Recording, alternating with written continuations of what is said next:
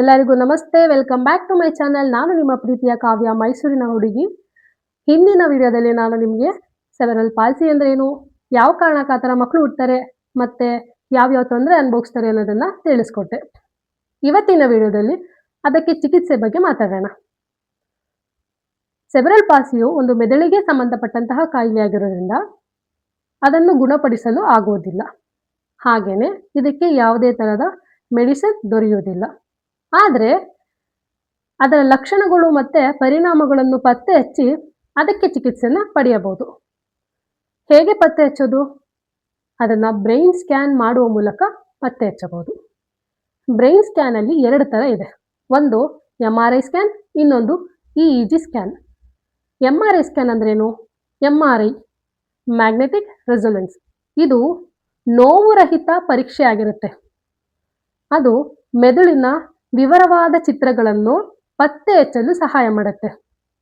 ಅದರ ಒಳಗಡೆ ಮೆದುಳು, ರಕ್ತನಾಳಗಳು, ರಕ್ತಸ್ರಾವ ಎಲ್ಲಾಗಿದೆ, ಕಿವಿಯ ರಚನೆ ಏನಾದರೂ ತೊಂದರೆ ಆಗಿದೆಯಾ, ಕಣ್ಣಿನ ಪೋಷಕ ಅಂಗಾಂಶಗಳು ತೊಂದರೆ ಆಗಿದೆಯಾ, ಮೂಳೆಗಳಿಗೆ ಏನಾದರೂ ಪೆಟ್ಟು ಬಿದ್ದಿದೆಯಾ, ದೊಡ್ಡ ನರಗಳು ಡ್ಯಾಮೇಜ್ ಆಗಿದೆಯಾ, ಮತ್ತು ರಚನೆ ಸಮಸ್ಯೆ ಆಗಿದೆಯಾ, ಅಸಹಜ ಬೆಳವಣಿಗೆ ಏನಾದರೂ ಆಗ್ತಿದೆಯಾ, ಮತ್ತು ರಕ್ತಸ್ರಾವ ಆಡಿರುತ್ತಲ್ಲ ಆ ಜಾಗ ಊದ್ಕೊಂಡಿರುತ್ತೆ, ತಲೆ ಬೆಟ್ಟು ಬಿದ್ದಾಗ ಮಕ್ಕಳಿಗೆ ಅಲ್ಲಿ.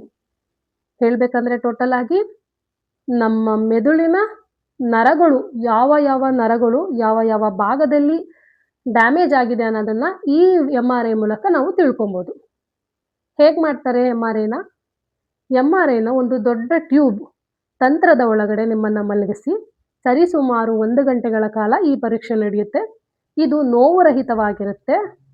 ಹಾಗೆಯೇ ಗದ್ದಲದಿಂದ, ತುಂಬ ಶಬ್ದದಿಂದ ಈ ಪರೀಕ್ಷೆಯನ್ನು ಮಾಡ್ತಾರೆ. ಈ ಮೂಲಕ ನಿಮಗೆ MRI ನಿಮಗೆ ರಿಪೋರ್ಟ್ ಸಿಗುತ್ತೆ. MRI ಬಗ್ಗೆ ಯಾಕೆ ಹೇಳಿದೆ?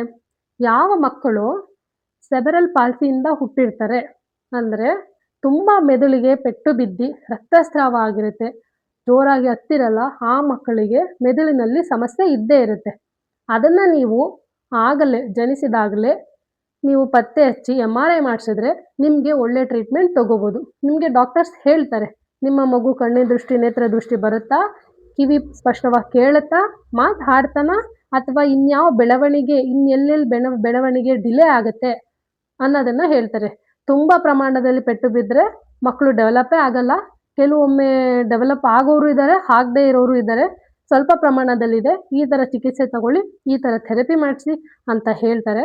ಹಾಗಾಗಿ MRI ಸ್ಕ್ಯಾನ್ ಮಾಡಿಸೋದು ತುಂಬ ಇಂಪಾರ್ಟೆಂಟ್ ಆಗಿರುತ್ತೆ. ಹಾಗಾದರೆ EEG ಸ್ಕ್ಯಾನ್ ಅಂದರೆ ಏನು? ಅದರಿಂದ ಏನು ಸಮಸ್ಯೆನ ನಾವು ಪತ್ತೆ ಹಚ್ಬೋದು ಅನ್ನೋದನ್ನು ನಾನು ಮುಂದಿನ ವಿಡಿಯೋದಲ್ಲಿ ತಿಳಿಸ್ತೇನೆ. ಸೊ ದಯವಿಟ್ಟು ವಿಡಿಯೋ ನೋಡ್ತಿರೋರು ಸಬ್ಸ್ಕ್ರೈಬ್ ಆಗಿ, ಶೇರ್ ಮಾಡಿ, ಲೈಕ್ ಮಾಡಿ, ಕಮೆಂಟ್ಸ್ ಮಾಡಿ ಅಂತ ಕೇಳ್ಕೊತ ಇವತ್ತಿನ ವಿಡಿಯೋನ ನಾನು ಮುಗಿಸ್ತೀನಿ. Thank you.